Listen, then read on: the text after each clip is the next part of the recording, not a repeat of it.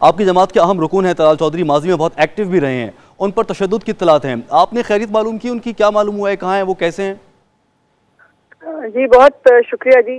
मुझे अफसोस ये है कि एक दो फरीक के बीच में जो कोई झगड़ा हुआ है उसको इतना सेंसलाइज करके, और आज फयाजुल हसन चौहान साहब जो मुफ्त मशवरे बांटते फिर रहे हैं, उनको एक्सपीरियंस होगा। फिर मैं तो यही कह सकती हूँ, मैं तो चूंकि खातून भी हूँ, मेरी बहुत सारी बार्स हैं, बहुत सारी बातें मैं कहना चाहती हूँ, बहुत सारी मालूमात हैं, लेकिन हम कह नहीं पाते क्योंकि अखलाकियत का जनाजा जिस तरह ये निकालते हैं हम नहीं कर सकते।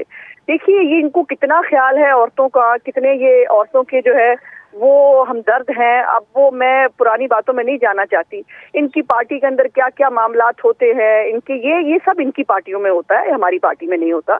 तलाल साहब के साथ बलोच फैमिली का एक झगड़ा हुआ है और वो बिल्कुल ऑन रिकॉर्ड मौजूद है, लेकिन उसके ऊपर जो गद्दी और घटिया सियासत शहबाज गिल ने और फयाज चौहान साहब ने की है, उसके बाद इनके क्या किसी भी तरह की कोई मॉरल और कोई जस्टिफिकेशन रह जाती है कि अब आप एक इशू को जो एक दो फरीक के बीच में, उसने अपने एक बाइज्जत खातून को बीच मर लाकर आपने उसकी इज्जत को जो है वो पामाल करने की कोशिश की। दूसरी तरफ इनको इज्जतों का बड़ा ख्याल है।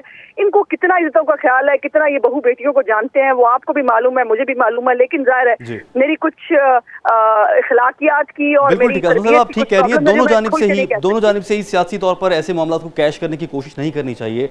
मगर आपकी पार्टी में क्या जी फरमाइए। नहीं, एक मिनट, हमने कहाँ कैश किया, मुझे बताइए।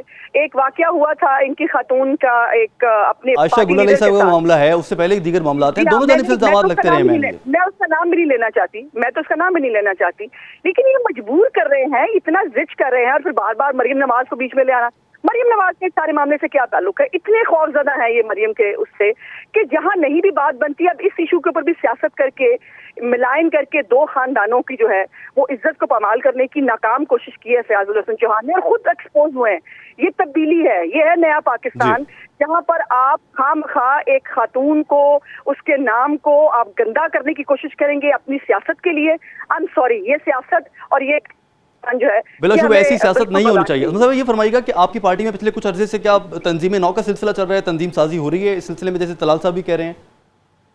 जी बिल्कुल हो रही है जी, और इसके ऊपर हम ऑन रिकॉर्ड है। पिछले एक 6 महीने से जो है हमने अपनी डिवीजन की सतह पर तंजीम मुकम्मल की है, डिस्ट्रिक्ट की सतह पर तंजीम मुकम्मल की है, और अब पीपी लेवल के ऊपर जो है अपनी तंजीम साजी कर रहे हैं। और उसके हवाले से देखिए, अभी तलाल साहब को जो है वो आना है, तलाल साहब आके जो है वो बेहतर बता सकते हैं।